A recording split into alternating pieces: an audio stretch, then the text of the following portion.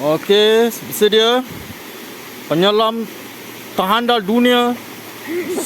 1, 2, 3, go. Okey, itu dia nampaknya. Penyelam terkenal Langkawi akan menunjukkan kehebatannya menyelam. Jenis, tak tahu jenis apa.